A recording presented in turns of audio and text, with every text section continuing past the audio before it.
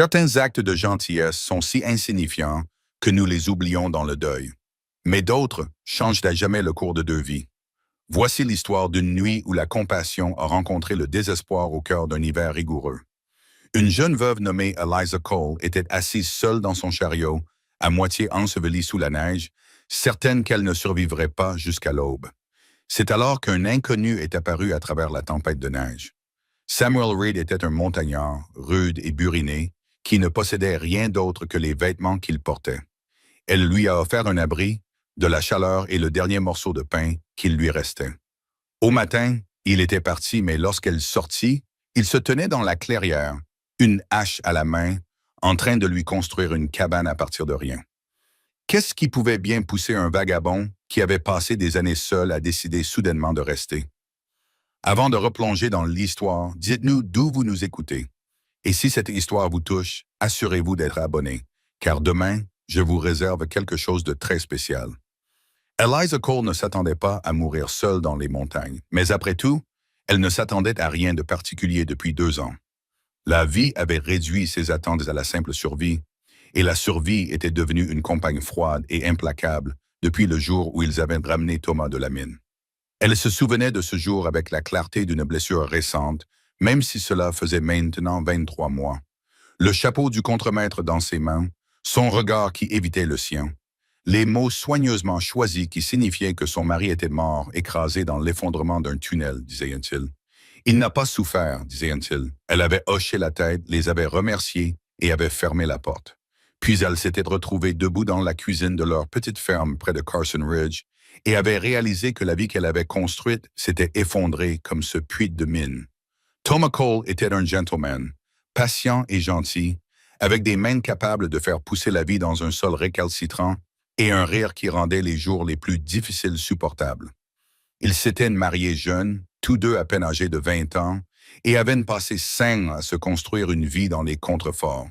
Ce n'était pas grand-chose, une petite cabane, un potager, quelques poules, des rêves d'agrandissement lorsqu'ils pourraient s'offrir plus de terre, mais c'était à eux, et cela leur suffisait. Après la mort de Thomas, Eliza avait essayé de maintenir la ferme à flot. Elle s'occupait du jardin, nourrissait les poules, réparait ce qu'elle pouvait, mais la terre exigeait une force qu'elle ne possédait plus, et le silence de la cabane pesait sur elle comme un poids physique. Chaque recoin renfermait un souvenir. La chaise où Thomas s'asseyait pour retirer ses bottes, le lit où ils avaient chuchoté leur projet d'avenir, la porte où il l'avait embrassée pour lui dire au revoir ce dernier matin, sentant le savon et le café, lui promettant d'être de retour pour le dîner. Elle tint bon pendant 1 an et demi. Puis elle vendit tout, la terre, la cabane, les poules, même les outils de Thomas, et acheta un chariot et un cheval.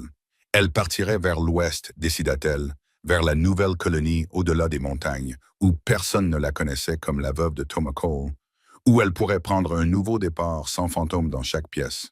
C'était un projet insensé, elle s'en rendait compte maintenant, insensé de voyager seule, fou de tenter de traverser les montagnes si tard dans la saison, fou de penser que la géographie pouvait faire oublier le chagrin. La neige avait commencé à tomber 3 jours après son départ.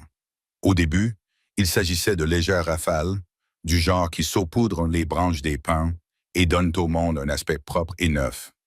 Elle avait continué, espérant atteindre le comptoir commercial sur le versant ouest avant que le temps ne se dégrade sérieusement. Mais les tempêtes dans ces montagnes ne donnaient aucun avertissement. Elles arrivaient simplement, soudaines et absolues. Le 2e jour de neige, son cheval peinait dans des congères qui lui arrivaient à la poitrine.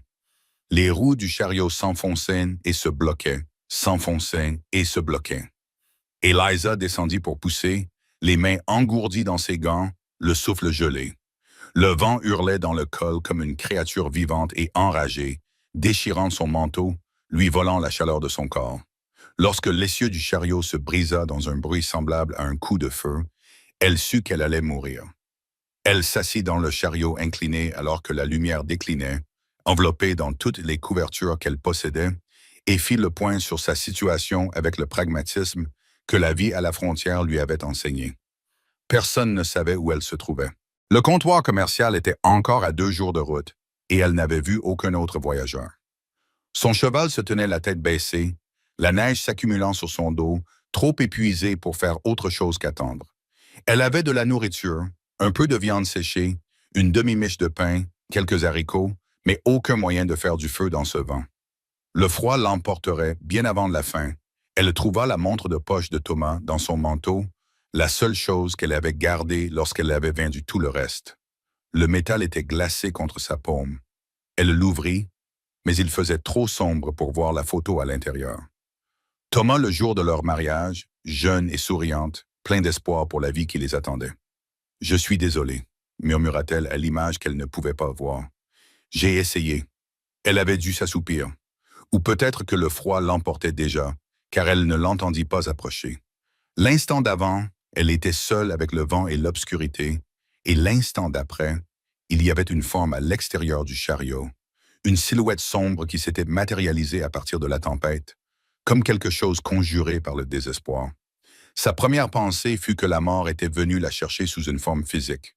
Sa deuxième pensée, lorsque la silhouette frappa sur le côté du chariot et appela d'une voix rauque, « Oh, fut que cela pourrait être pire que la mort. A-t-il quelqu'un de vivant là-dedans? » La main d'Eliza trouva le petit couteau qu'elle gardait dans la poche de son manteau. « Qui êtes-vous? » « Quelqu'un d'aussi à moitié gelé que vous, je parierais. » Une pause. « J'ai vu votre chariot depuis la crête.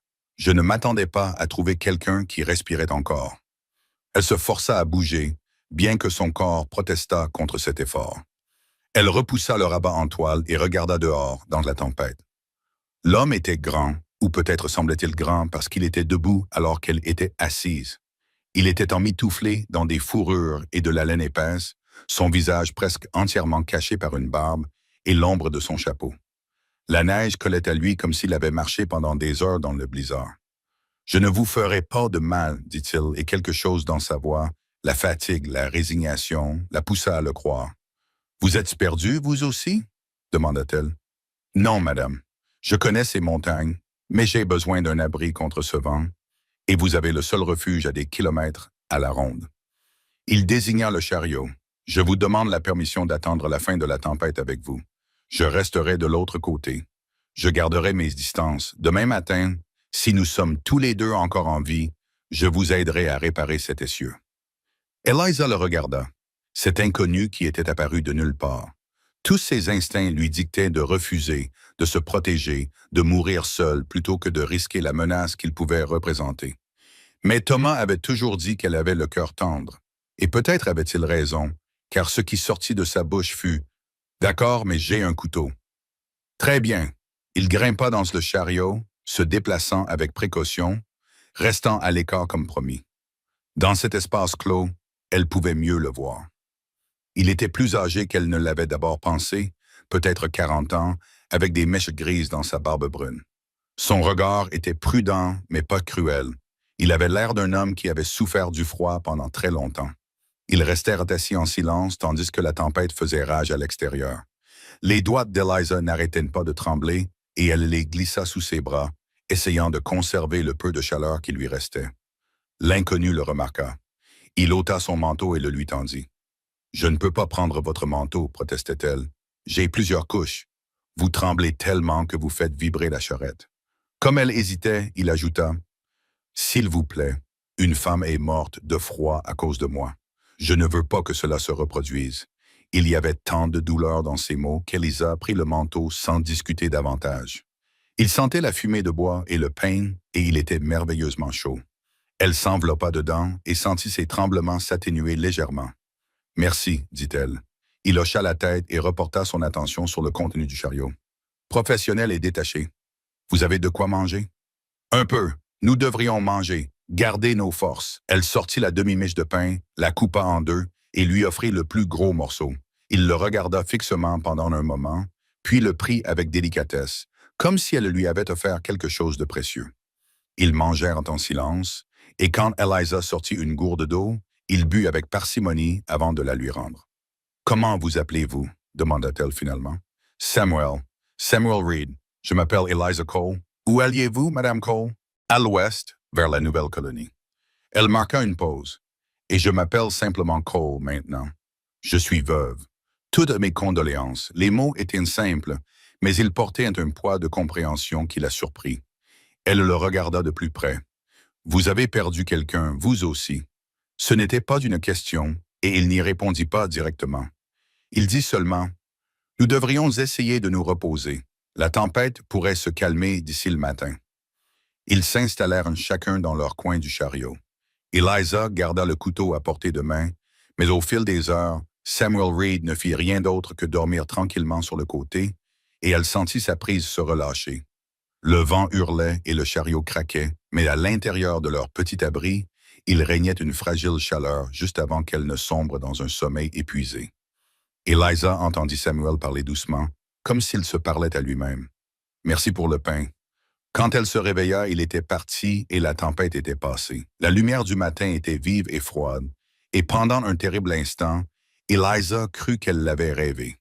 Puis elle regarda dehors et le vit debout dans la clairière, une hache à la main, et comprit que la nuit dans la tempête n'avait été qu'un début. L'aube était incroyablement claire, le genre de matin cristallin qui suit une tempête et donne l'impression que le monde vient d'être créé. Le ciel s'étendait, bleu pâle, au-dessus des montagnes, et la neige scintillait comme des diamants éparpillés dans la vallée. Eliza se tenait dans l'embrasure inclinée de sa roulotte, clignant des yeux face à la luminosité. Essayant de comprendre ce qu'il voyait, Samuel Reed se tenait à 50 mètres de là, dans une clairière. Il avait dû passer les heures précédant l'aube à se préparer. Des arbres avaient été abattus. Elle pouvait voir 3 pins massifs disposés en ligne parallèle, leurs branches déjà coupées. Il travaillait sur un 4e, sa hache se levant et s'abaissant avec un rythme qui témoignait de décennies de pratique.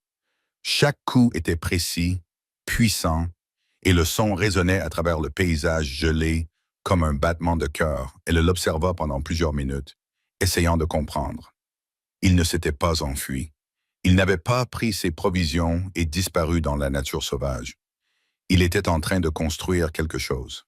Eliza enfila ses bottes et son manteau à lui, réalisa-t-elle, celui qu'il lui avait donné pendant la nuit, et se fraya un chemin à travers la neige pour le rejoindre. Ses jambes étaient instables et l'air froid lui brûlait les poumons. Mais elle continua d'avancer. Samuel la vit arriver et s'arrêta, posant la hache contre son épaule. De près, dans la lumière du matin, elle pouvait voir les traces de fatigue sur son visage. Il n'avait pas dormi. Son souffle formait des nuages blancs et sa chemise était trempée de sueur malgré la température glaciale. « Que fais-tu » demanda-t-elle. Il la regarda longuement, puis désigna la clairière de la main libre. « Je te construis une cabane ?» Les mots étaient si naturels qu'Eliza crut avoir mal entendu. « Une cabane? Oui, madame. Je ne comprends pas. » Samuel posa la hache et se dirigea vers les rondins qu'il avait déjà préparés.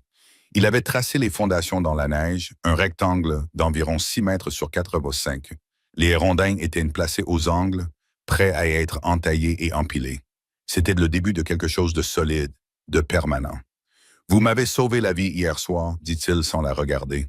Vous m'avez donné refuge alors que vous aviez toutes les raisons de me renvoyer.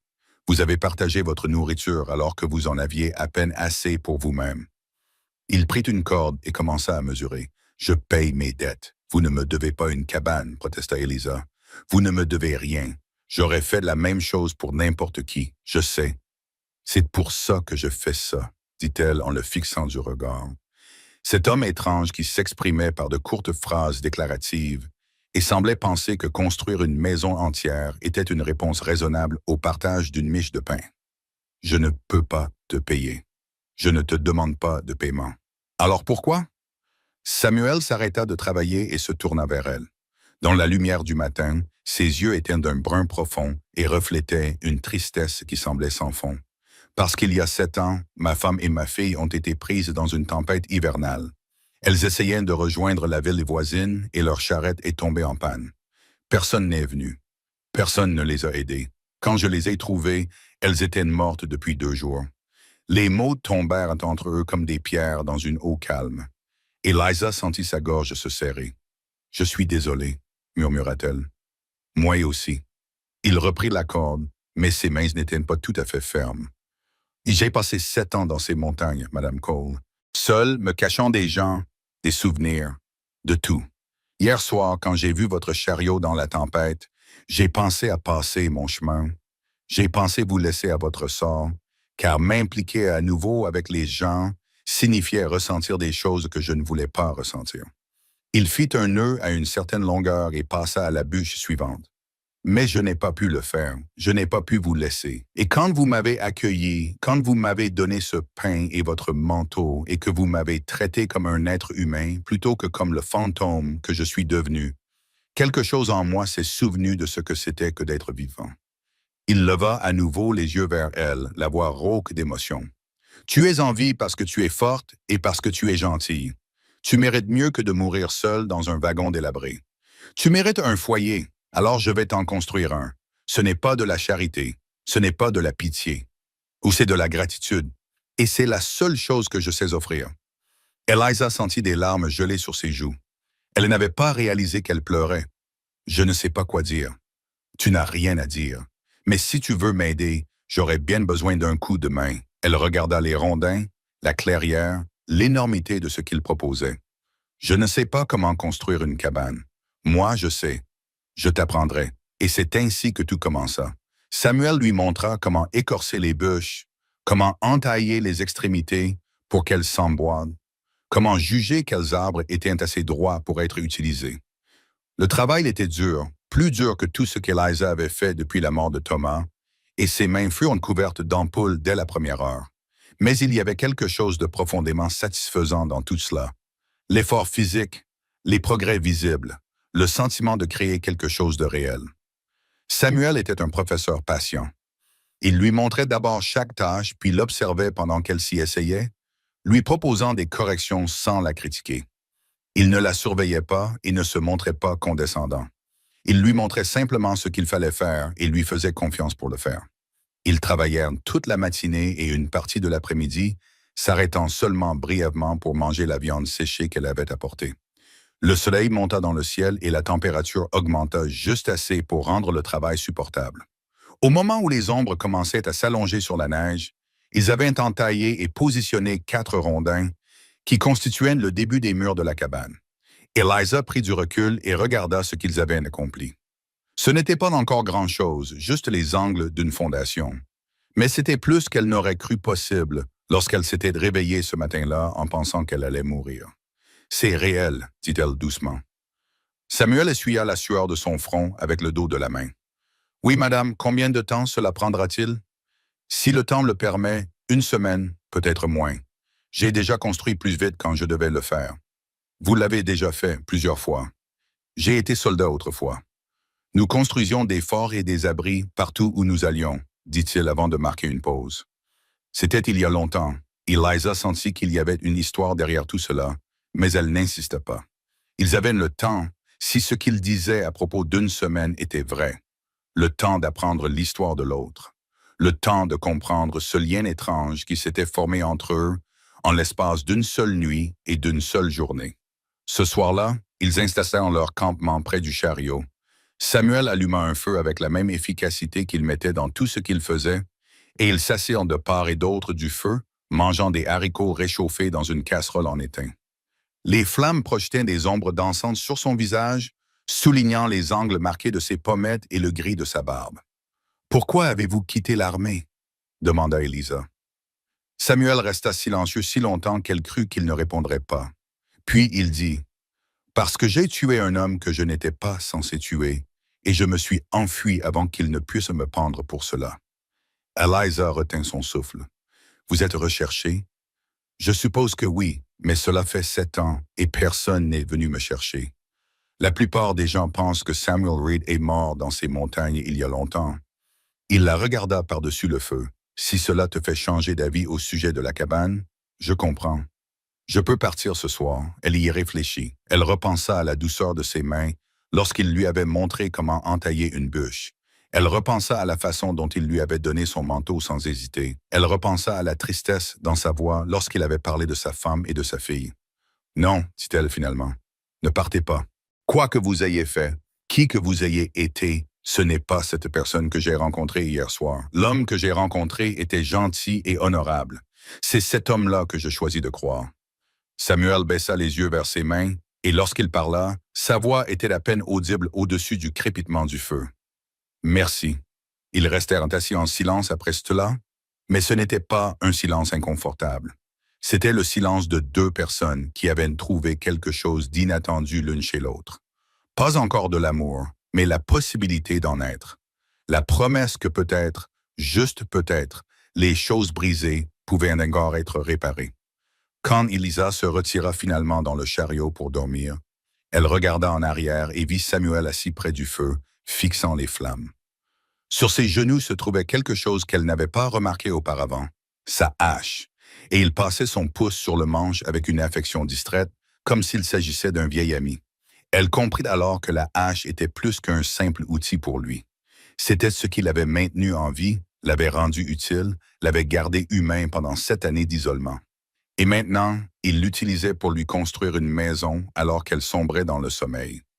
Enveloppée dans son manteau qui sentait encore le bois et le pain, Eliza Cole réalisa qu'elle n'avait pas pensé à la montre de poche de Thomas de toute la journée. Elle était toujours dans sa poche, toujours froide et lourde contre son cœur. Mais pour la première fois depuis 2 ans, elle ne semblait plus être la seule chose qui la reliait au monde. Il y avait autre chose maintenant, quelque chose qui se construisait, une bûche après l'autre, dans la clairière devant son chariot brisé, quelque chose qui ressemblait incroyablement à un avenir. Au 3e jour, les murs de la cabane avaient atteint une hauteur respectable, et un rythme s'était établi entre eux. Samuel se réveillait avant l'aube pour travailler, alors que l'air était encore calme et froid, son souffle formant des nuages dans l'obscurité. Eliza se levait avec le soleil pour préparer leur petit déjeuner, des flocons d'avoine quand ils en avaient, des haricots quand ils n'en avaient pas, puis le rejoignait sur le chantier. Ils travaillaient principalement dans un silence complice, celui qui s'installe lorsque les mots sont moins nécessaires que le partage d'un objectif commun. Samuel s'arrêtait parfois pour expliquer une technique ou signaler une erreur dans son travail, mais il le faisait avec une telle douceur et un tel naturel qu'Eliza ne se sentait jamais critiquée. Elle apprenait à lire les rondins, à voir quel côté était le plus solide, quel grain supporterait mieux le poids. Ses mains, qui étaient restées douces pendant 2 ans de chagrin et d'inactivité, se couvraient de callosité. C'était bon de se sentir à nouveau utile. L'après-midi du 3e jour, alors qu'il positionnait une bûche particulièrement lourde, le pied d'Elisa glissa sur une plaque de glace. Elle trébucha en arrière, agitant les bras, et serait tombée lourdement si Samuel ne l'avait pas rattrapée. Ses mains se refermèrent sur ses bras pour la stabiliser, et pendant un instant, ils se tinrent très près l'un de l'autre, son visage à quelques centimètres du sien. Elle pouvait voir les reflets dorés dans ses yeux bruns. Elle pouvait sentir l'odeur de la sève de pain sur ses vêtements. Elle pouvait sentir la chaleur qui émanait de son corps malgré le froid. « Attention, dit-il d'une voix rauque. Merci. » Il la lâcha immédiatement et recula, mettant une distance prudente entre eux. « La glace est dangereuse. J'aurais dû la dégager plus tôt. » Mais ils savaient tous les deux que ce n'était pas la glace qui rendait ce moment dangereux. Ce soir-là, alors qu'ils étaient assis près du feu, mangeant un maigre dîner composé de haricots et du reste de viande séchée, Eliza se surprit à observer Samuel plus attentivement qu'auparavant. La façon dont ses mains bougeaient lorsqu'il travaillait, habile et sûr, la façon dont il l'écoutait lorsqu'elle parlait, lui accordant toute son attention, comme si ce qu'elle disait avait de l'importance. La façon dont il fixait parfois le feu avec une expression de solitude si profonde que cela faisait mal à voir. « Parlez-moi de votre femme, dit-elle doucement. Samuel leva les yeux, surpris. « Pourquoi?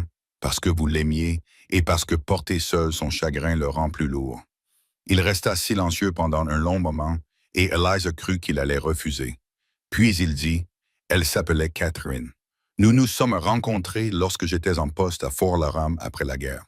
Elle était la fille d'un instituteur, instruite, probablement trop bien pour un soldat sans avenir. Mais elle a dit oui quand je lui ai demandé. Et nous avons passé 7 belles années ensemble. Vous avez eu une fille, Emma. Elle avait 5 ans quand il s'interrompit, déglutissant péniblement. Elle avait les yeux de Catherine, verts comme l'herbe au printemps. Elle me suivait partout, me posant des questions sur tout. Pourquoi le ciel est-il bleu? Où vont les oiseaux en hiver? D'où vient le tonnerre? Un soupçon de sourire a traversé son visage. Je ne connaissais pas la moitié des réponses à ces questions, mais j'ai essayé. Eliza ait senti ses yeux s'embuer. Que leur est-il arrivé? J'étais parti escorter un chariot de ravitaillement jusqu'au fort voisin. Le voyage devait durer 3 jours. Catherine a décidé de rendre visite à sa sœur dans la ville voisine. Le temps s'est dégradé et leur chariot est tombé en panne. Sa voix est devenue monocorde, dénuée d'émotion, comme si celle-ci était trop forte pour être exprimée. Je les ai retrouvés 4 jours plus tard. Ils s'étaient engelés dans les bras l'un de l'autre, essayant de se réchauffer. Samuel, le pire, a-t-il poursuivi, comme s'il ne l'avait pas entendu, c'est qu'ils n'étaient qu'à 3 kilomètres de l'aide. À 3 kilomètres. Si quelqu'un avait emprunté cette route, si quelqu'un les avait vus, ils auraient survécu. Mais personne n'est venu. Personne ne s'est arrêté. Et j'ai passé le mois suivant à me demander si les choses auraient été différentes si j'avais été là. Si j'avais insisté pour qu'ils m'attendent. Si j'avais été le mari et le père qu'ils méritaient, au lieu du soldat qui était toujours absent. Ce n'était pas ta faute. Je le sais. Dans ma tête, je le sais. Mais savoir quelque chose et y croire sont deux choses différentes. Il la regarda de l'autre côté du feu. C'est pour ça que je suis parti. Je ne pouvais pas rester dans ce fort. Je ne pouvais pas voir les autres familles. Je ne supportais pas la compassion dans les yeux de tout le monde. Alors, je me suis enfoncé dans ces montagnes et je suis resté ici depuis. Eliza serra son manteau, plus étroitement autour d'elle. 7 ans, c'est long pour être seule. Cela semblait approprié. Une punition pour les avoir laissés tomber. Catherine n'aurait pas voulu cela. Non, admit Samuel. Elle m'aurait dit que j'étais stupide et têtu, ce que je suis. Il remua le feu avec un bâton, envoyant des étincelles tourbillonner dans l'obscurité. Mais il était plus facile d'être seul que de risquer de s'attacher à nouveau à quelqu'un et de le décevoir aussi. Les mots restèrent suspendus dans l'air entre eux, lourds de sous-entendus. Eliza comprit ce qu'il voulait vraiment dire. Que construire cette cabane était dangereux pour lui. Qu'être ici avec elle était dangereux. Que tout dans cette situation menaçait les murs qu'il avait érigés autour de son cœur. Ou bien elle voulait lui dire qu'elle comprenait, qu'elle ressentait la même peur, que chaque moment passé avec lui faisait prendre davantage conscience du vide laissé par Thomas, et que la culpabilité liée à cette prise de conscience était presque insupportable.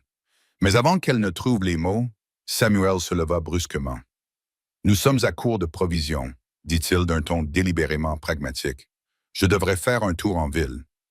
Son Ridge est la ville la plus proche. Je peux aller chercher des clous, plus de cordes, peut-être du verre pour une fenêtre. À quelle distance se trouve Carson Ridge? À une demi-journée de marche. Je partirai à l'aube. Je serai de retour dans la soirée. » Eliza ressentit soudain une vive peur à l'idée de se retrouver seule à nouveau. « Vraiment? » Elle s'interrompit, détestant le ton suppliant de sa voix. « Tu reviendras? » Samuel la regarda et son expression s'adoucit. « Oui, Madame Cole, je reviendrai. Je ne manque pas à mes promesses et j'ai promis de terminer votre cabane. » Cette nuit-là, Eliza ne parvint pas à dormir. Allongée dans le chariot, elle écoutait le vent dans les pins et pensait à Samuel, assis seul près du feu à quelques mètres de là. Elle pensait à Catherine et Emma, gelées ensemble dans un chariot brisé semblable au sien. Elle pensait à Thomas, écrasé dans l'obscurité d'une mine effondrée. Elle pensait à toutes les façons dont les gens pouvaient se perdre les uns les autres. Toutes les façons dont l'amour pouvait se terminer dans le chagrin. Et elle pensa au livre de recettes de sa mère, rangé au fond de sa malle sous 2 vêtements de rechange et une couverture en laine. Elle ne l'avait pas ouvert depuis qu'elle avait quitté Carson Ridge, ne supportant pas de voir l'écriture de sa mère, les petites notes et les ajustements écrits dans les marges. Ajouter plus de sel, le préféré de papa, bon pour les jours froids. Mais maintenant, elle le sortit et le tint entre ses mains, sentant son poids, son histoire. Sa mère était morte quand Eliza avait 16 ans, et ce livre était tout ce qui lui restait de ses années passées à apprendre à cuisiner aux côtés de sa mère, des tabliers saupoudrés de farine et des cuisines chaleureuses, et de cet amour qui s'exprimait à travers la nourriture. Si Samuel allait en ville, elle pourrait lui demander de lui rapporter les ingrédients nécessaires. Elle pourrait lui préparer un vrai repas, quelque chose qui ne servirait pas seulement à survivre. Elle pourrait commencer à le remercier de la seule manière qu'elle connaissait. Cette pensée la rendait plus légère, moins comme un fardeau et plus comme une partenaire. À l'aube, alors que Samuel se préparait à partir, Eliza sortit du chariot avec une petite liste écrite d'une écriture soignée. Farine, sel, sucre s'il en trouvait, herbes séchées. Elle la lui tendit avec quelques pièces provenant de ses maigres économies. Pour le dîner, expliqua-t-elle. Quand tu reviendras, Samuel regarda la liste, puis elle, et quelque chose de chaleureux brilla dans ses yeux. Tu n'es pas obligé de faire ça. Je sais, mais tu n'es pas obligé de me construire une cabane non plus. Et pourtant, nous y voilà. Il sourit alors, un vrai sourire qui transforma tout son visage et le fit paraître plus jeune de plusieurs années. Nous y voilà, acquiesça-t-il.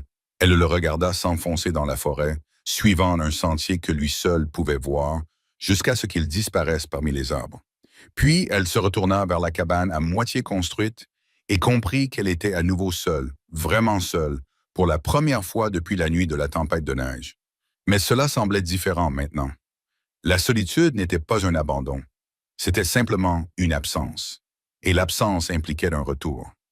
Eliza passa la journée à faire ce qu'elle pouvait seule, déblayant les débris, rangeant les outils, balayant la neige des fondations. Les murs de la cabane se dressaient solidement autour d'elle, témoignant du talent et de la détermination de Samuel. Elle passa ses mains sur les rondins, sentant les endroits où il les avait lissés et façonnés, où sa hache avait laissé des traces. Chaque coupe était précise, chaque joint s'emboîtait parfaitement. Cette structure était une œuvre d'art, pas seulement un objet utilitaire. Samuel Reed lui construisait plus qu'un abri. Il lui construisait un foyer.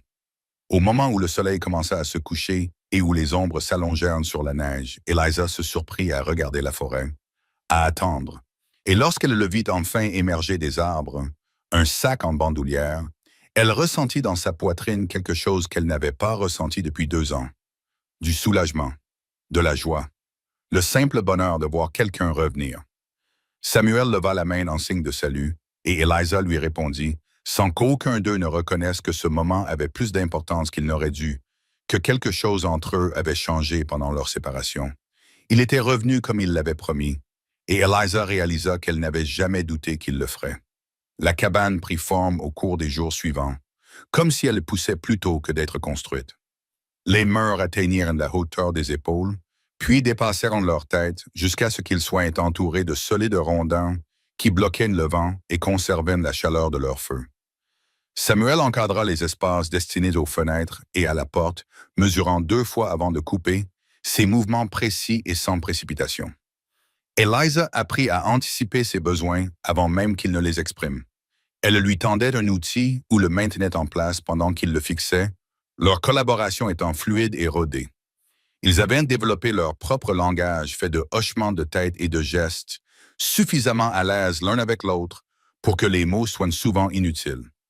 Mais certaines choses restaient tacites entre eux, des choses importantes. Le 6e jour, alors qu'ils travaillaient ensemble pour mettre en place une poutre du toit, leurs mains se frôlèrent puis s'entremêlèrent autour du bois rugueux. La poutre était en place, bien fixée, mais aucun d'eux ne lâcha prise immédiatement. Samuel baissa les yeux vers leurs mains jointes, vers la façon dont ses petits doigts s'emboîtaient entre les siens, plus grands, et quelque chose se serra dans sa poitrine. « Eliza, dit-il doucement. » Elle leva les yeux vers lui, et il vit sa propre confusion et son désir se refléter dans ses yeux. « Je devrais partir, dit-il. Quand la cabane sera terminée, je devrais partir. Pourquoi? Parce que rester est dangereux pour nous deux. » Dangereux? Comment ça? Il lâcha sa main et recula, passant ses doigts dans ses cheveux avec frustration. Parce que je commence à ressentir des choses que je n'ai pas le droit de ressentir. Parce que chaque jour où je reste, il m'est plus difficile d'imaginer partir. Parce que tu mérites mieux qu'un homme qui fuit son passé. Ce n'est pas à toi de décider ce que je mérite, dit Eliza, la voix calme malgré l'émotion qui la traversait. Je suis une femme adulte qui a survécu à la pire perte de sa vie. Je pense être capable de déterminer moi-même ce qui est bon pour moi. Et toi? Samuel se tourna vers elle. Parce que ce que je vois, c'est une femme qui porte toujours son alliance, qui garde toujours la montre de son mari, qui est toujours si profondément en deuil qu'elle a préféré mourir dans une tempête de neige plutôt que d'affronter un nouveau jour. Je ne remplacerai pas ce que vous avez perdu. Eliza, je ne serai pas le substitut commode qui se trouvait là par hasard alors que vous étiez vulnérable. Les mots étaient durs, plus durs qu'il ne l'aurait voulu, et il les vit les atteindre comme des coups. Le visage d'Eliza rougit et ses mains se crispèrent sur ses côtés. « Comment osez-vous, dit-elle d'une voix basse et furieuse. Comment osez-vous prétendre savoir ce que je ressens ou ce dont j'ai besoin? Oui, j'aime Thomas. Oui, je le pleure encore. Mais cela ne signifie pas que je suis incapable d'aller de l'avant. Cela ne signifie pas que ce que je ressens quand je te regarde n'est que de la solitude ou du désespoir. Alors qu'est-ce que c'est? Je ne sais pas encore. Cette admission jaillit d'elle comme une confession. Je ne sais pas ce qu'il y a entre nous, parce que c'est trop nouveau, trop effrayant et trop rapide. Mais je sais que c'est réel, Samuel. Je sais que lorsque tu es parti en ville, j'ai passé toute la journée à attendre ton retour. Je sais que lorsque tu me regardes, je me sens vu d'une manière que je n'ai pas ressentie depuis 2 ans. Je sais que tu me donnes envie de vivre à nouveau au lieu de simplement survivre. Samuel la fixa, le cœur battant à tout rompre. Eliza. Et peut-être que tu as raison, continua-t-elle, les larmes coulant maintenant sur son visage. Peut-être que je ne suis pas prête pour ça. Peut-être que toi non plus, tu n'es pas prêt. Peut-être que nous sommes tous les deux trop brisés pour construire quelque chose de réel. Mais tu n'as pas le droit de prendre cette décision à ma place. Tu n'as pas le droit de décider que je suis mieux seul. Le silence qui suivit ne fut rompu que par le vent dans les pins et leur respiration saccadée. Samuel voulait réduire la distance qui les séparait. Il voulait la serrer dans ses bras et lui promettre que tout irait bien. Mais il avait appris à ses dépens que les promesses ne pouvaient pas protéger les gens contre les cruautés du monde. « J'ai tué un homme, Eliza, dit-il finalement. Il s'appelait le colonel Marcus Brennan et je lui ai tiré une balle dans la poitrine il y a 8 ans. » Elle se figea, ses larmes séchant sur ses joues tandis qu'elle écoutait. « Il était mon commandant à Fort Rawlings après la fin de la guerre. Je pensais que les combats étaient terminés. Je pensais pouvoir enfin m'installer avec Catherine et Emma. Mais Brennan fournissait des armes aux tribus, vendant des fusils de l'armée pour faire du profit. Des hommes bons mouraient à cause des armes qu'il fournissait.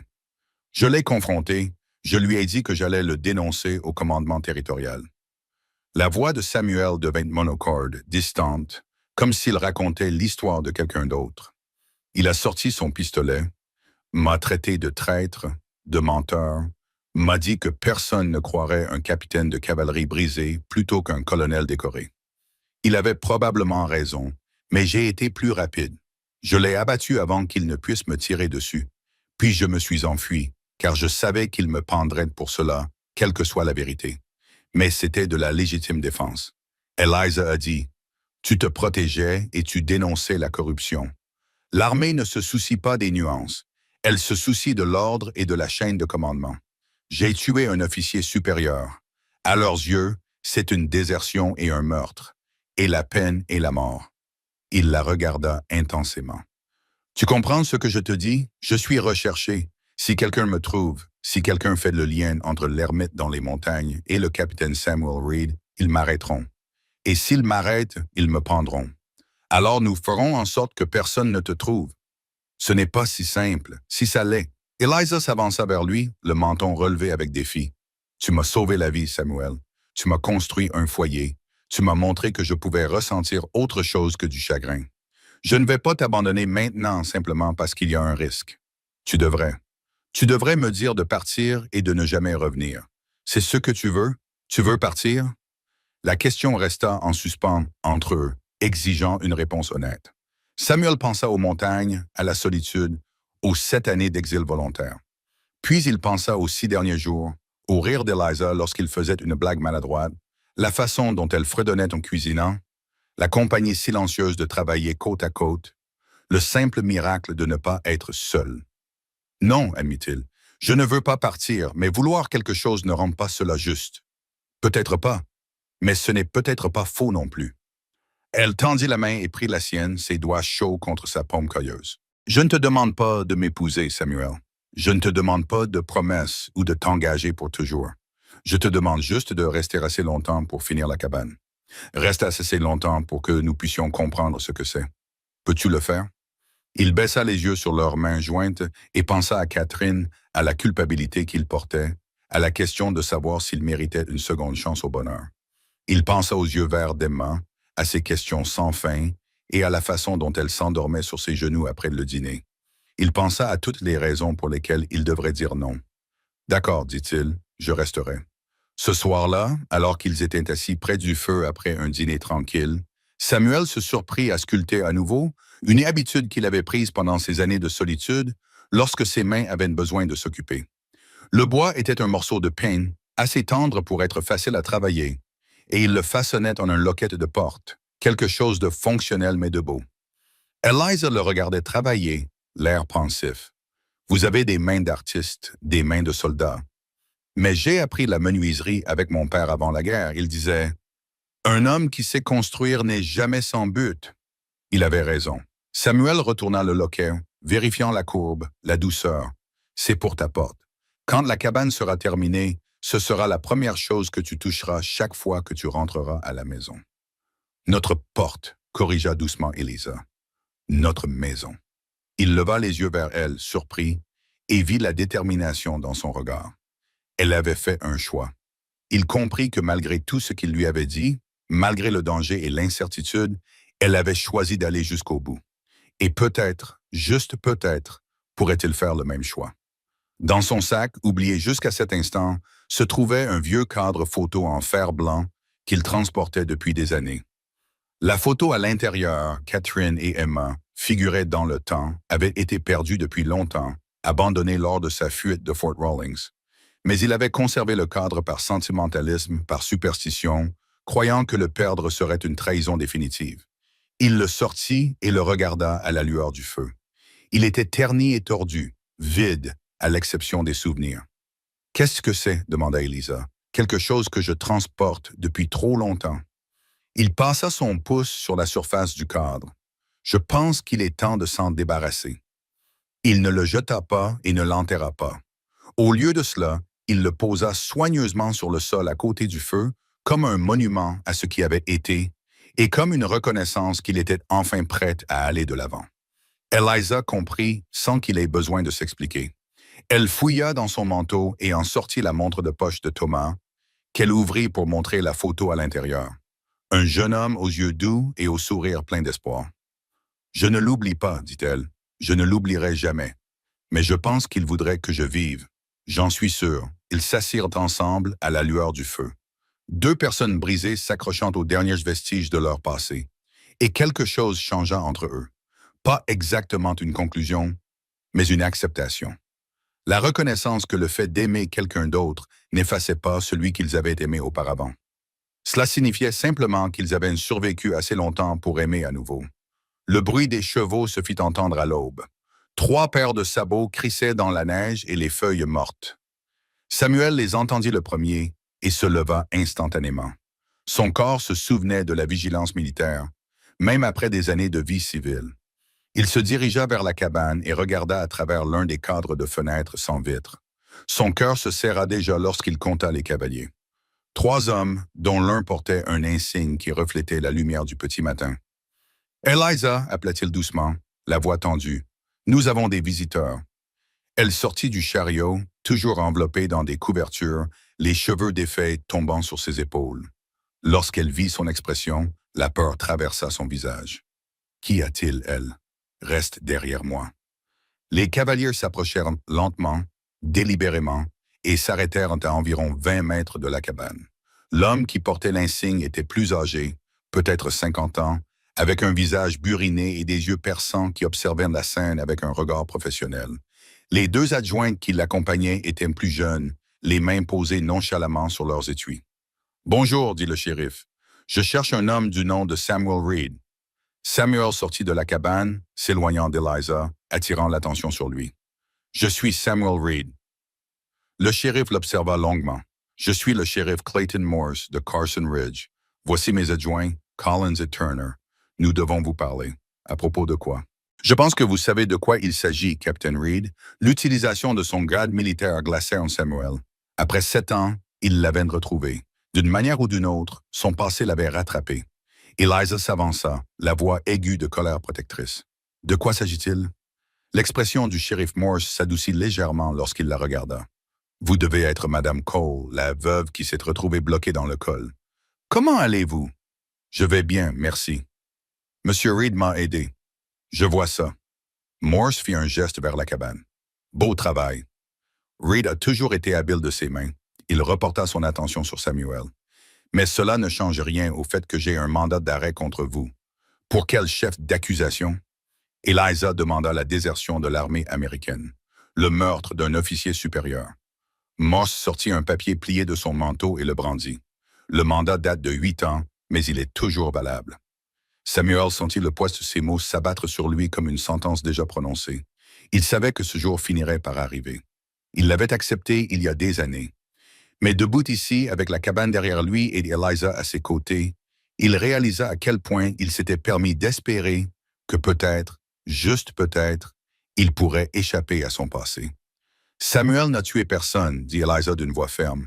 Il m'a raconté ce qui s'est passé. C'était de la légitime défense. C'est possible, maman, mais ce n'est pas à moi d'en décider. Mon travail consiste à l'arrêter. Laissons le tribunal territorial établir la vérité. » Le ton de Morse était désolé, mais ferme. « Je suis désolé, Reed, vraiment. Mais j'ai un devoir. Je comprends. » La voix de Samuel était calme, résignée.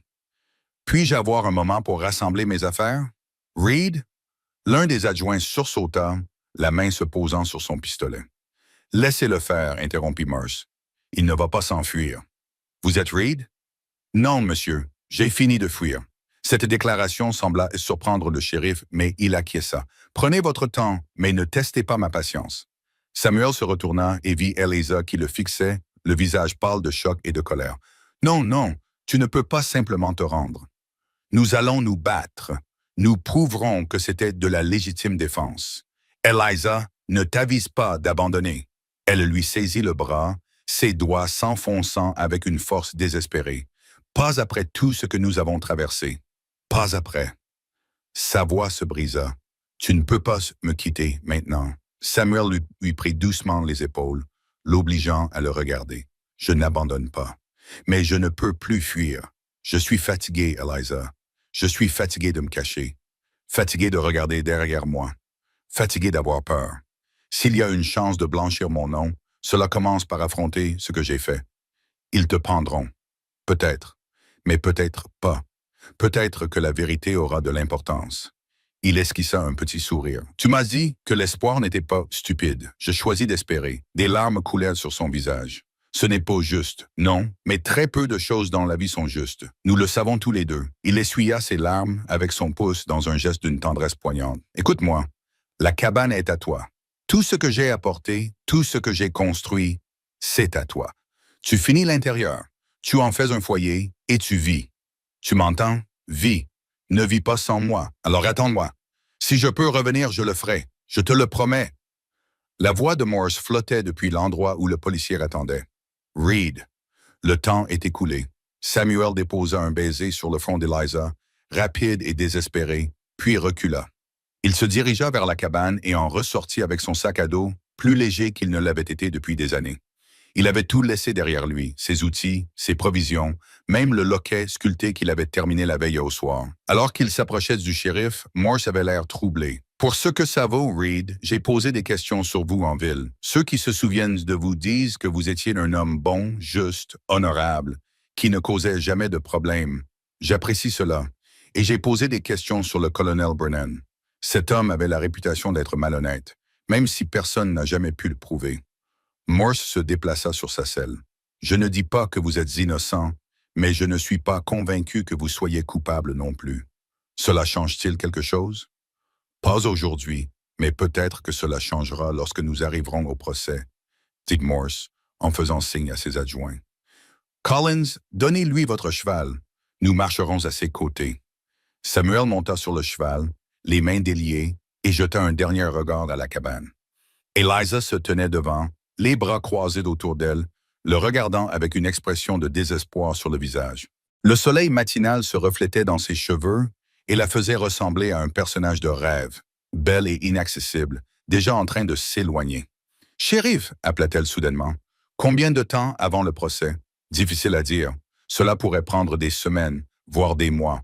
Cela dépend du calendrier du juge territorial. Alors je viens avec vous. Madame, ce n'est pas... Je suis témoin de sa personnalité. J'ai le droit de témoigner en sa faveur. » Elle releva le menton, provocante, « Et je ne resterai pas ici seule pendant qu'il affronte cela. Donc, soit je viens avec vous, soit je vous suis. À vous de choisir. Morse regarda Samuel qui haussa les épaules, impuissant. Elle est sétue, ai-je remarqué. Le shérif soupira. Très bien, Mme Cole. Préparez ce dont vous avez besoin, mais nous partons dans 10 minutes et je ne ralentirai pas le rythme pour vous. Eliza disparut dans le chariot et en ressortit avec un petit paquet et le fusil de Thomas. Elle portait également autre chose. Un porte-document en cuir que Samuel reconnut comme étant celui qui contenait les recettes de sa mère. « Pourquoi emportez-vous cela ?» demanda Samuel alors qu'elle s'approchait. « Parce que je vais noter tout ce qui s'est passé, chaque détail, chaque conversation, chaque instant depuis la nuit où nous nous sommes rencontrés jusqu'à maintenant. Et je vais m'assurer que tout le monde sache exactement qui vous êtes et ce que vous avez fait pour moi. » Ses yeux brillaient de détermination. « Ils veulent te juger pour un moment qui s'est produit il y a 8 ans. Très bien, mais ils vont aussi entendre parler de tous les moments qui ont suivi. » Samuel sentit quelque chose se dénouer dans sa poitrine, un nœud de peur et de résignation qu'il portait depuis qu'il avait entendu les chevaux approcher. Il n'était pas seul. Quoi qu'il arrive ensuite, il ne l'affronterait pas seul. Turner apporta un cheval pour Eliza et l'aida à monter avec une courtoisie professionnelle. Elle s'installa en selle avec une aisance acquise par l'habitude, et Samuel se rappela qu'elle était une femme de la frontière, capable et forte malgré son chagrin. Ils commencèrent leur voyage vers Carson Ridge, Samuel flanqué des adjoints et Eliza chevauchant aux côtés du shérif. Alors qu'ils quittaient la clairière, Samuel jeta un dernier regard vers la cabane. Les murs étaient solides et droits, les fenêtres encadrées et attendant leurs vitres, la porte s'ouvrait sur une vie qui ne serait peut-être jamais vécue. Mais elle était là. Elle était réelle. Il avait construit quelque chose qui lui survivrait, et cela comptait. Morse remarqua son regard. « C'est du beau travail, Reed. Peut-être la plus belle cabane que j'ai vue dans ces montagnes.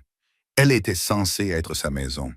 Peut-être le sera-t-elle encore. » Samuel ne répondit pas. L'espoir était une chose fragile, et il avait appris à ne pas trop s'y fier. Mais alors qu'il descendait le sentier de montagne avec Eliza, forte et déterminée à ses côtés, il se permit de croire que peut-être, juste peut-être, cette histoire n'était pas encore terminée. Le soleil matinal montait dans le ciel, dissipant les dernières strass de brume, et les montagnes s'étendaient autour d'eux, belles, indifférentes, éternelles, et quelque part au loin, la justice attendait d'être rendue, quelle que soit la forme qu'elle prendrait. Le trajet jusqu'à Carson Ridge prit la majeure partie de la journée, et lorsqu'ils arrivèrent, le soleil se couchait derrière les sommets occidentaux.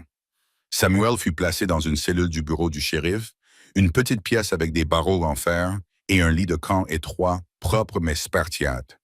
Morse autorisa Eliza à lui parler brièvement avant de verrouiller la porte. « Je vais rester à la pension, » dit-elle à Samuel à travers les barreaux. « Madame Henderson a une chambre disponible. Je viendrai tous les jours.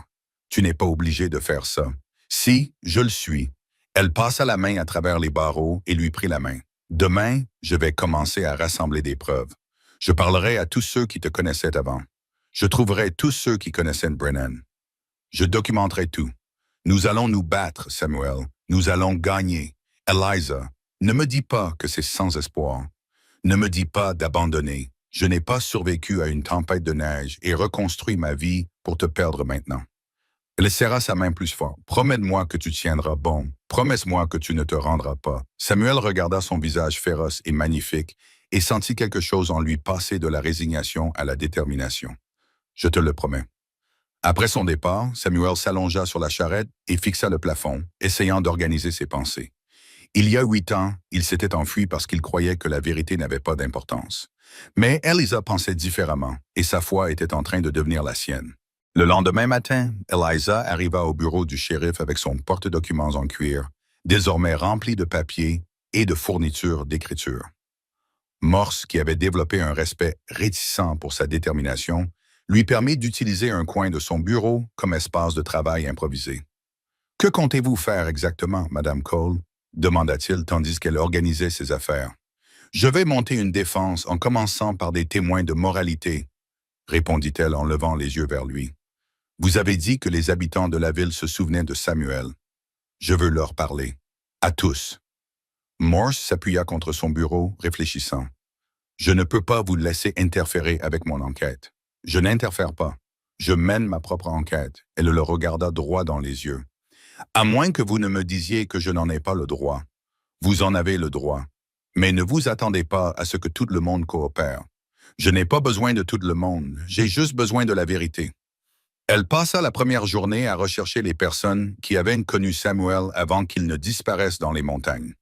Henderson, le propriétaire du magasin général, fut le premier. Il s'assit en face d'elle dans l'arrière-boutique, mal à l'aise mais disposé à parler. Samuel Reed, dit Henderson d'un air pensif. Oui, je me souviens de lui. Il venait régulièrement en ville quand il était à Fort Rawlings. Il payait toujours ses factures à temps, ne causait jamais de problème. Il était poli avec tout le monde, même quand certains ne l'étaient pas avec lui.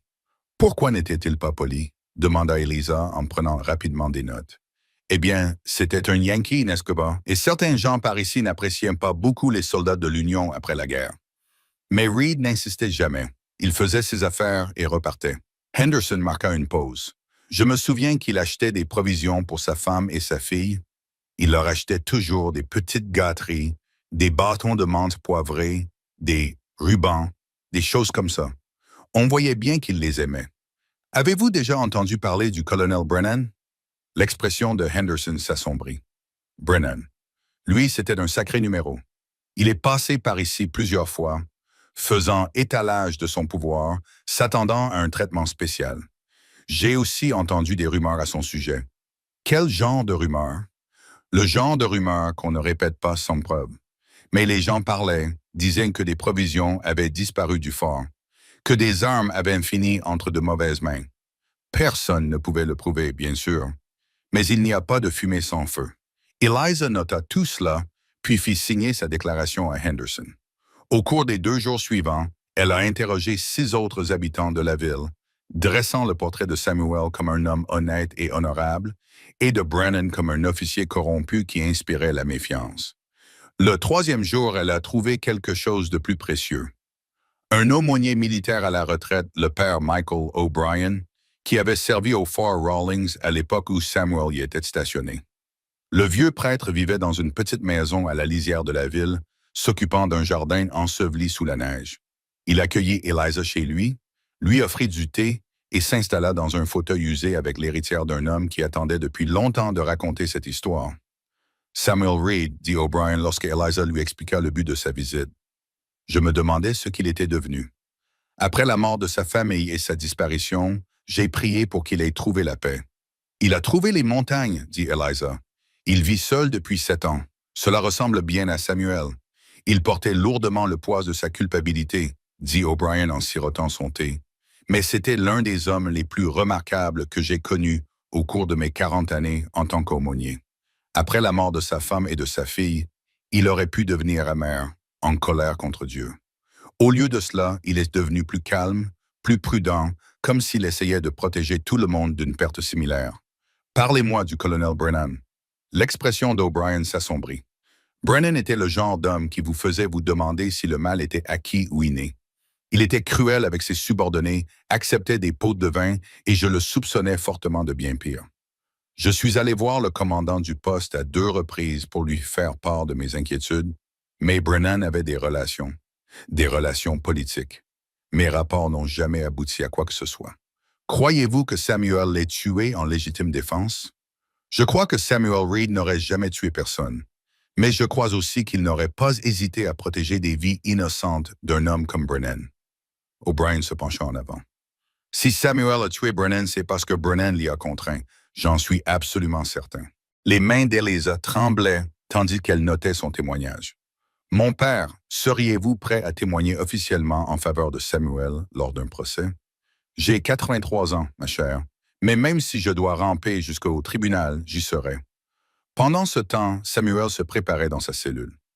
Morse lui avait fourni du papier et un stylo, et Samuel passa des heures à rédiger un compte-rendu détaillé de tout ce qui s'était passé 8 ans auparavant, les noms des soldats qui avaient servi sous ses ordres, les dates des transferts de fournitures suspects, l'emplacement de l'entrepôt où Brennan avait stocké les armes volées, tout ce dont il se souvenait. Le 4e soir, Morse vint dans la cellule de Samuel avec des nouvelles, télégraphiées par le tribunal territorial.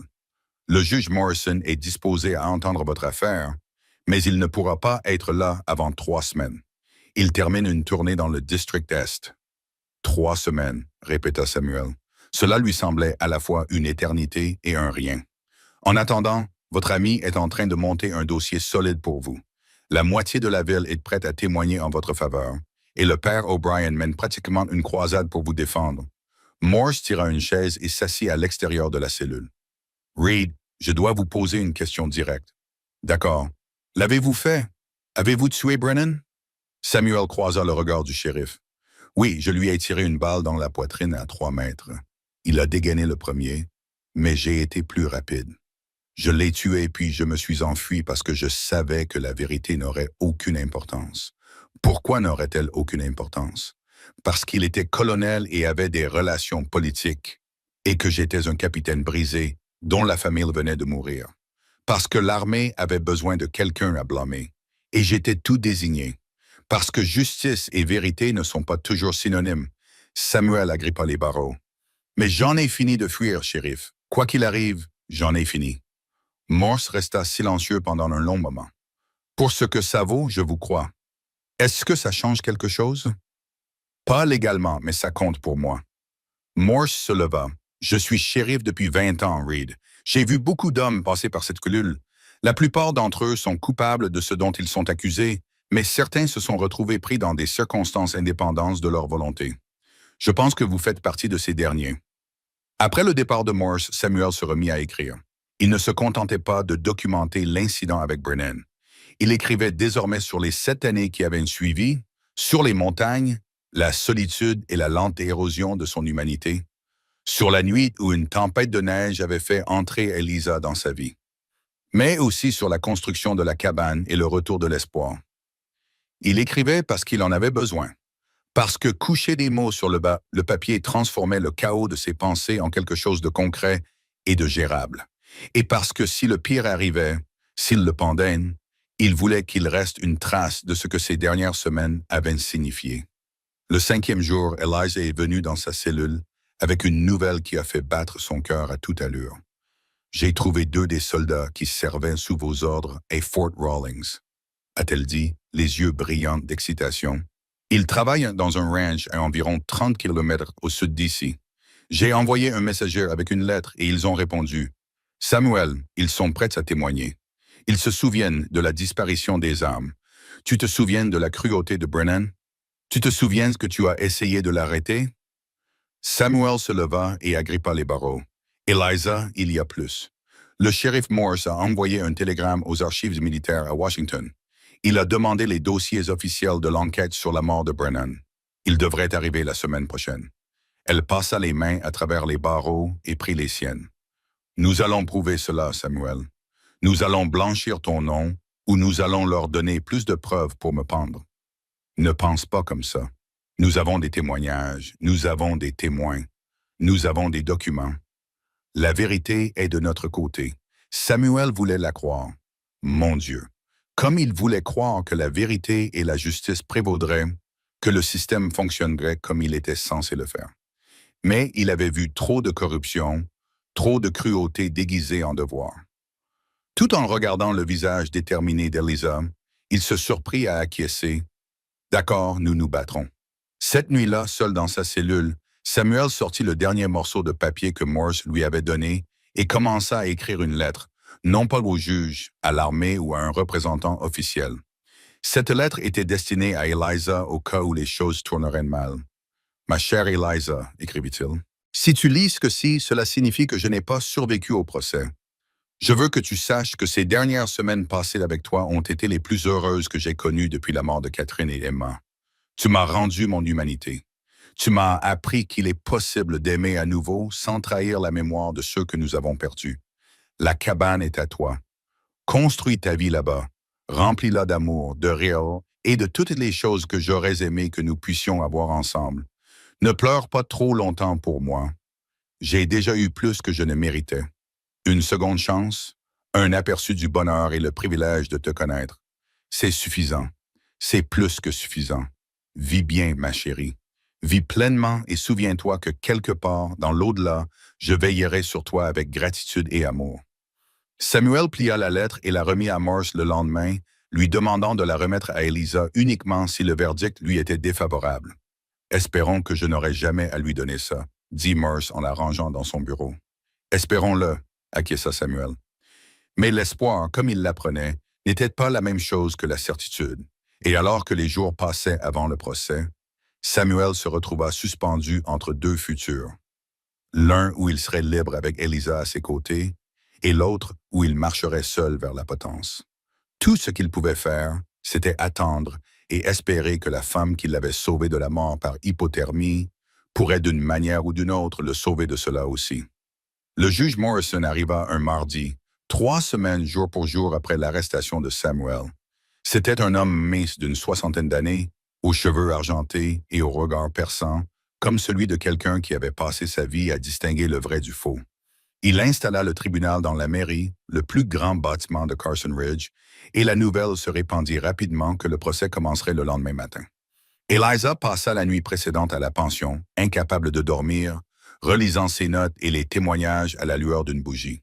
Elle avait tout rangé dans un porte-documents en cuir.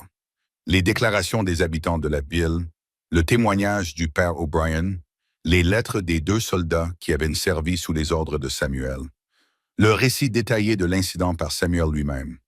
Tout était complet, exhaustif, et elle pria pour que cela suffise.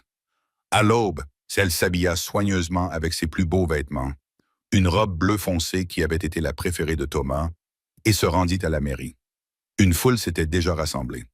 La nouvelle d'un procès pour meurtre avait attiré les habitants des villages environnants, curieux et avides de drame. Samuel fut amené de la prison menottée, encadré par Morse et ses adjoints. Il portait des vêtements propres qu'Eliza lui avait apportés et il avait taillé sa barbe, ce qui le faisait davantage ressembler au soldat qu'il avait été et moins à l'ermite des montagnes qu'il était devenu. Lorsque ses yeux rencontrèrent les siens dans la foule, elle y vit de la peur, mais aussi de la détermination. La salle d'audience, qui n'était en réalité que la mairie avec des bancs disposés en rangée, se remplit rapidement. Le juge Morrison prit place à l'avant, derrière un banc de fortune, et ouvrit la séance d'un coup sec de son marteau. « Il s'agit d'une affaire militaire », commença-t-il d'une voix qui porta dans toute la salle. « Le capitaine Samuel Reed est accusé de désertion et du meurtre d'un officier supérieur, le colonel Marcus Brennan. Ce sont des crimes passibles de la peine capitale. Cependant, comme le capitaine Reed n'a pas été appréhendé par les autorités militaires et que ce tribunal est compétent pour juger les crimes commis sur le territoire, nous procéderons selon le droit territorial en consultation avec les autorités militaires. » Il regarda Samuel. « Capitaine Reed, comment plaidez-vous? » Samuel se leva, ses chaînes cliquetant. « Non coupable, votre honneur.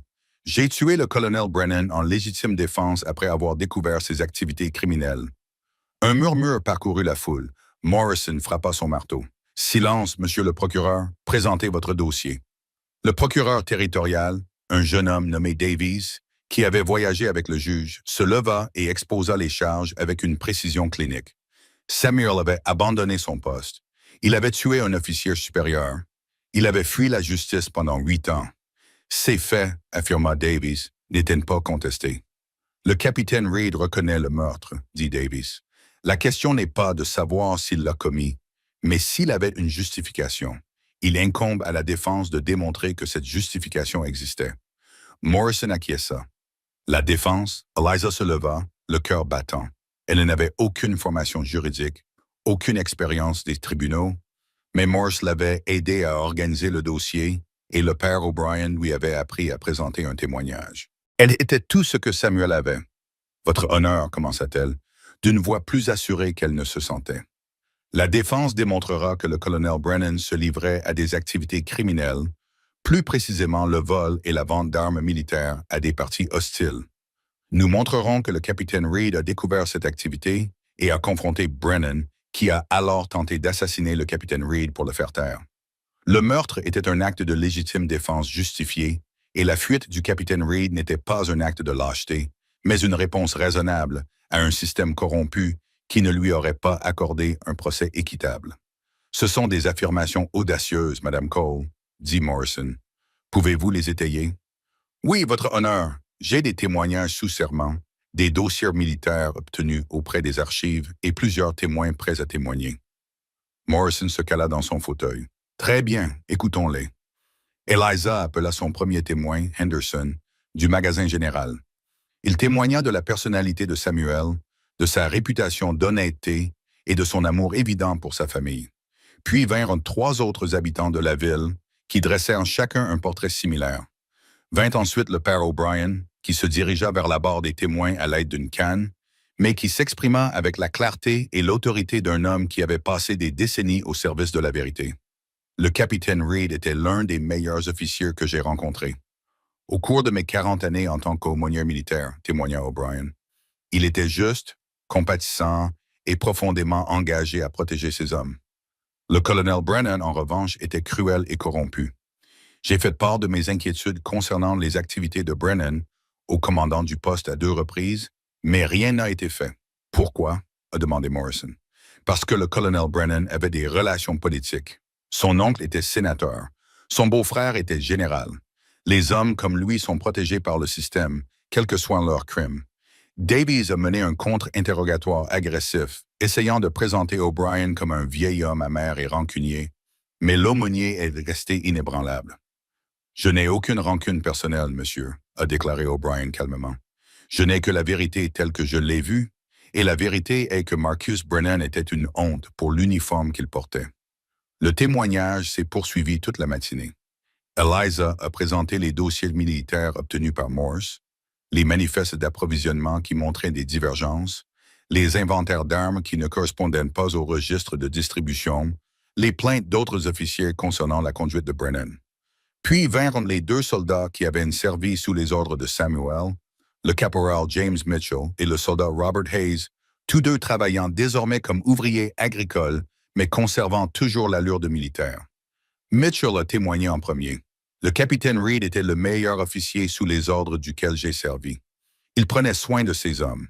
Il ne nous demandait jamais de faire quelque chose qu'il ne ferait pas lui-même. Lorsque des fournitures ont commencé à disparaître et que nous avons entendu parler de fusils de l'armée apparaissant lors de Red Strabo, le capitaine Reed a mené l'enquête. Il a tenu des registres détaillés et a essayé de le signaler par les voies appropriées. « Et que s'est-il passé lorsqu'il l'a signalé ?» demanda Eliza. « Rien. Les rapports ont disparu. Brennan avait des amis haut placés. Il était clair que le système ne le toucherait pas. » Mitchell serra les mâchoires. « Le jour où Brennan est mort, je patrouillais près de l'entrepôt de ravitaillement. J'ai entendu la confrontation. J'ai entendu Brennan menacer le capitaine. Je l'ai entendu dire qu'il verrait le capitaine Reed pendu avant de le laisser ruiner sa réputation. Puis j'ai entendu le coup de feu. Avez-vous vu le coup de feu? » « Non, madame, mais je suis arrivé quelques secondes après. J'ai vu Brennan gisant sur le sol. J'ai vu le capitaine Reed debout, son pistolet à la main, l'air d'un homme dont le monde venait de s'écrouler. Et j'ai vu le pistolet de Brennan par terre, déjà dégainé. Davies s'est levé d'un bond. « Objection. Le témoin spécule sur l'état de l'arme. »« Objection retenue, » a dit Morrison. « Tenez-vous-en à ce que vous avez vu, caporal. J'ai vu 2 pistolets, » a dit Mitchell avec précaution. Les 2 avaient été utilisés. Les 2 hommes étaient armés. Ce n'est pas un meurtre, votre honneur. C'est une fusillade. Hayes a corroboré le témoignage de Mitchell, ajoutant des détails sur la cruauté de Brennan et l'atmosphère de peur qu'il avait créée parmi les soldats. En début d'après-midi, Morrison a suspendu l'audience. Eliza a trouvé Samuel dans une petite salle d'attente adjacente à la salle d'audience, toujours menottée, mais autorisée à s'asseoir.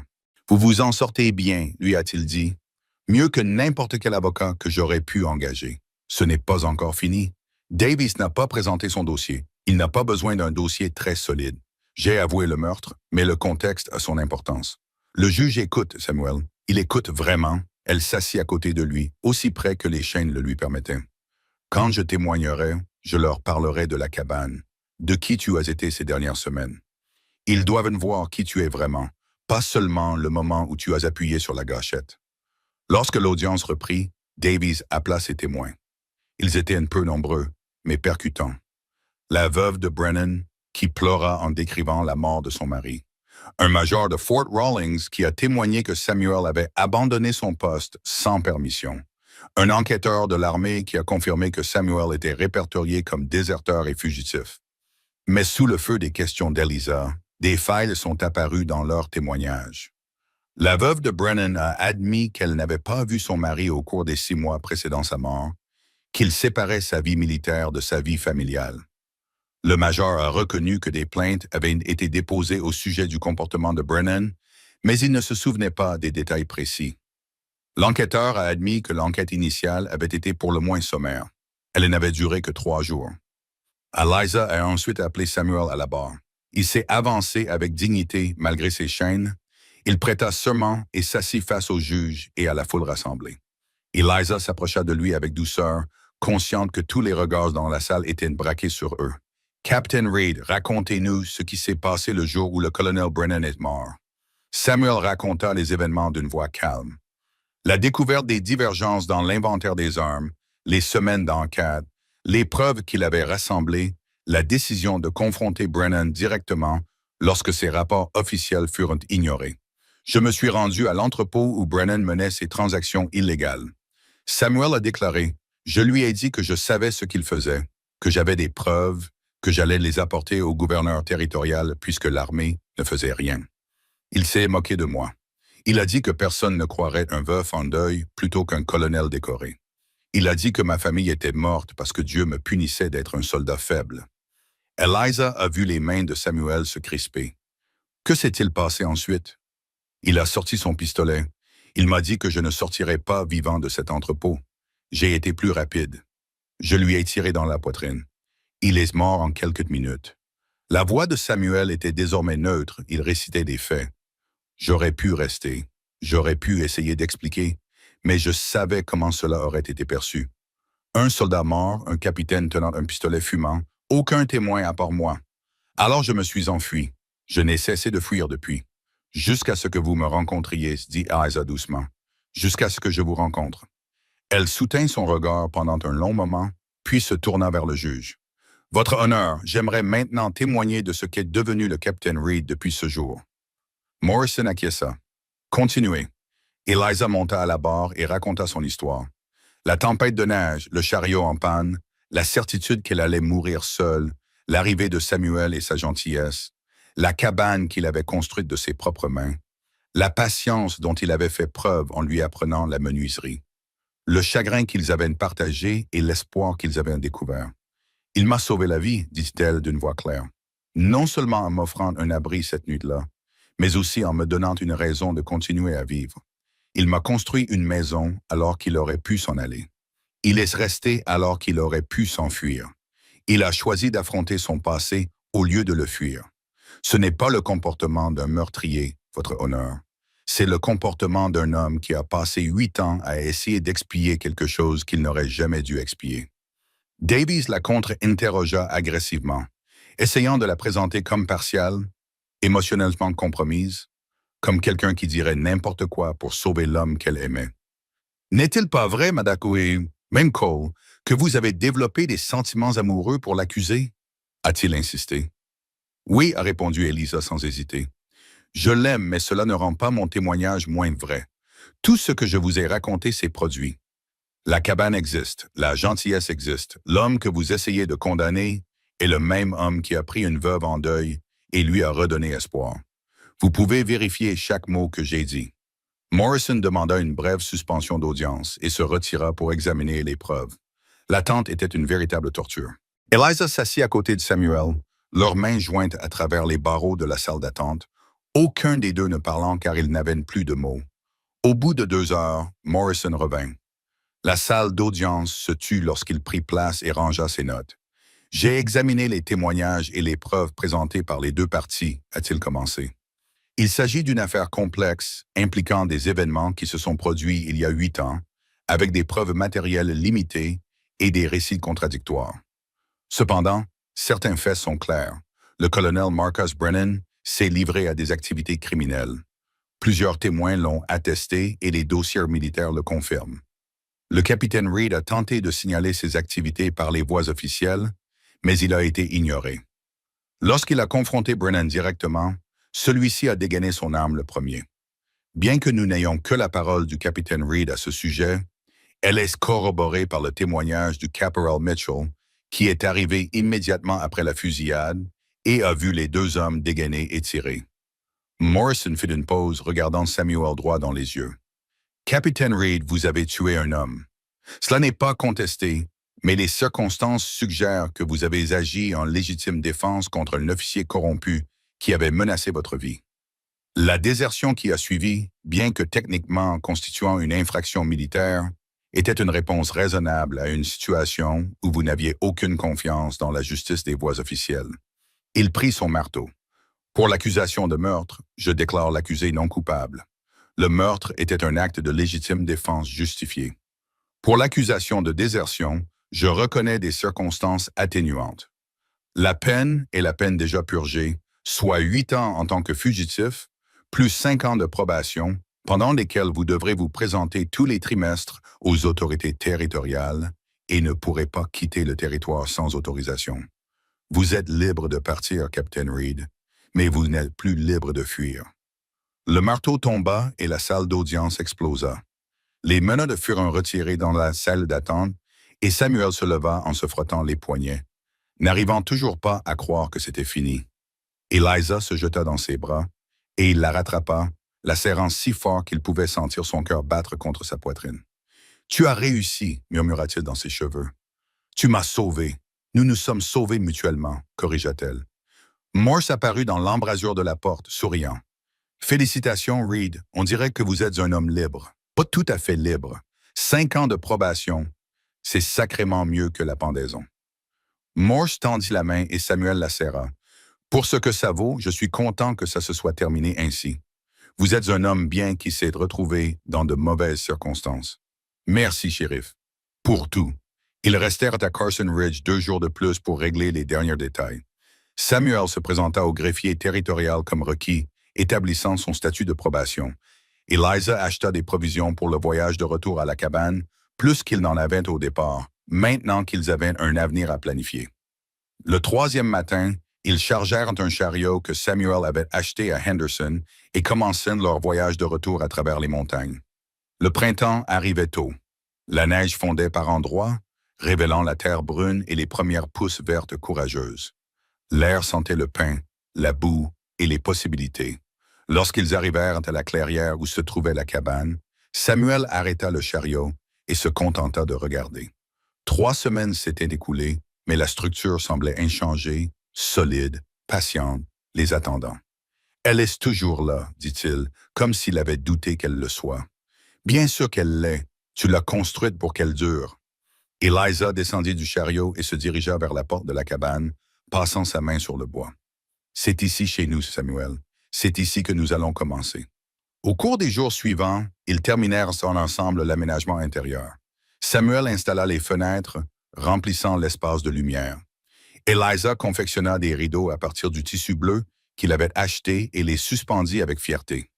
Ils construisirent un cadre de lit à partir du bois récupéré du chariot, une table, 2 chaises et des étagères le long des murs. Samuel grava leur nom sur le cadre de la porte. Samuel Reed et Eliza Cole, en lettres qui leur survivraient tous les deux. 1 mois après leur retour, par une chaude matinée de printemps, ils se marièrent. Le père O'Brien fit le voyage depuis Carson Ridge pour célébrer la cérémonie, en compagnie du shérif Morse et d'une poignée d'habitants de la ville qui avaient témoigné au procès. Ce fut une cérémonie simple, célébrée devant la cabane, avec les montagnes pour témoins. Eliza portait sa robe bleue et des fleurs sauvages dans les cheveux. Samuel portait des vêtements propres et affichait sur son visage ce qui ressemblait le plus à de la nervosité qu'elle lui ait jamais vue lorsque O'Brien les a déclarés mari et femme. Samuel l'a embrassée avec la tendresse d'un homme qui ne s'attendait pas à avoir une seconde chance en amour. Le petit groupe était resté pour le dîner. Un ragoût de chevreuil qu'Eliza avait préparé selon la recette de sa mère. Du pain frais, du café assez fort pour décaper la peinture. Il y avait des rires et des histoires. Et pendant quelques heures, la cabane fut remplie de chaleur et de convivialité. Lorsque tout le monde fut parti et que le soleil se couchait, Samuel et Eliza se tenaient à leur porte, regardant la terre sur laquelle ils allaient construire leur vie. « J'ai quelque chose pour toi, » dit Samuel. Il disparut de l'intérieur et revint avec une enseigne en bois sculpté. Les lettres étaient magnifiquement rendues, chacune d'entre elles parfaite. « Reed et Cole. C'est pour au-dessus de la porte, expliqua-t-il. Pour que tout le monde sache que c'est notre maison à tous les deux. Eliza suivit les lettres du doigt, les larmes aux yeux. C'est parfait.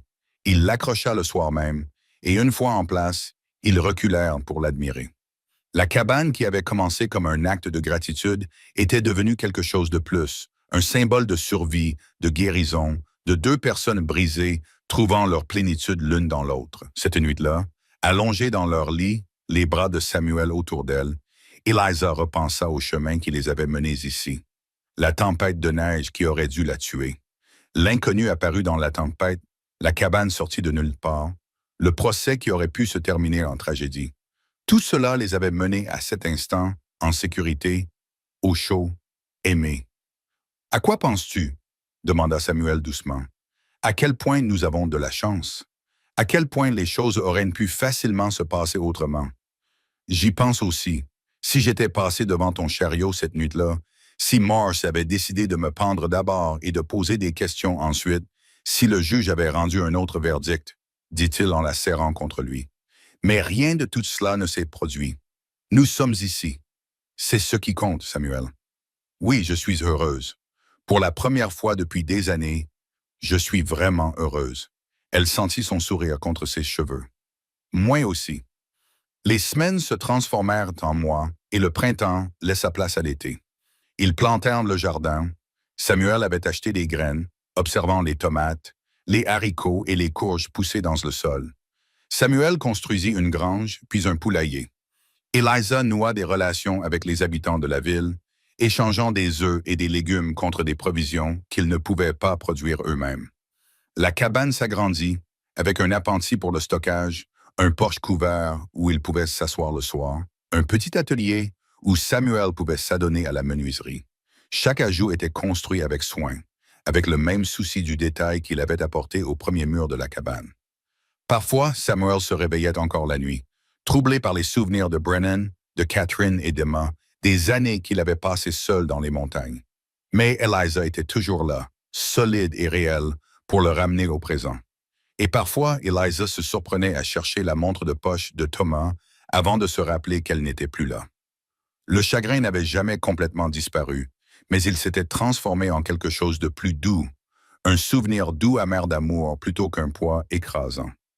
Un soir, à la fin de l'été, alors qu'ils étaient assis sous leur porche, regardant le coucher de soleil peindre les montagnes en or et en rose, Eliza posa sa main sur son ventre, sentant les premiers battements de la vie qui grandissaient en elle. « Samuel, dit-elle doucement, j'ai quelque chose à te dire. » Il se tourna vers elle et elle vit immédiatement la compréhension dans ses yeux, suivie d'une joie si pure qu'elle en eut le souffle coupé. Un bébé. Un bébé, il la prit dans ses bras, la serrant comme si elle était faite d'un matériau précieux et fragile. « Merci, murmura-t-il. Merci pour cela, pour tout. » Ils s'assirent ensemble alors que la nuit tombait, pensant à l'enfant qui allait naître dans cette coin, qui grandirait entouré des montagnes, de l'amour et de l'histoire de leurs parents qui s'étaient trouvés dans une tempête de neige. Samuel leva les yeux vers l'enseigne au-dessus de leur porte. Reed et Cole, et pensa à la signification de ces mots, non seulement deux noms réunis par une esperluette, mais deux vies qui avaient été brisées et reconstruites en quelque chose de nouveau. Quelque chose de plus fort pour avoir été brisé. Les cabanes se dressaient solidement autour d'eux, témoignant de ce que la gentillesse et la détermination pouvaient construire. Et au loin, les montagnes veillaient sur tout cela, éternelles et patientes. Comme elles avaient veillé sur d'innombrables autres histoires de survie et d'amour, certains actes de gentillesse, avait dit Eliza le premier jour, avaient changé le cours de deux vies pour toujours. Elle avait raison. Une nuit de tempête de neige, une miche de pain partagée et un étranger qui avait refusé de partir. Et à partir de là, toute une vie s'était construite. Pas parfaite, pas sans cicatrices, mais réelle et solide. Et la leur, alors que les étoiles apparaissaient au-dessus de leur tête et que les sons nocturnes de la forêt commençaient leur symphonie. Samuel et Eliza étaient assis ensemble, dans la maison qu'ils avaient construite, et savaient qu'ils avaient trouvé quelque chose de rare, une seconde chance difficile et profondément chérie. Et ils comprenaient tous les deux que cela valait la peine de lutter pour l'obtenir.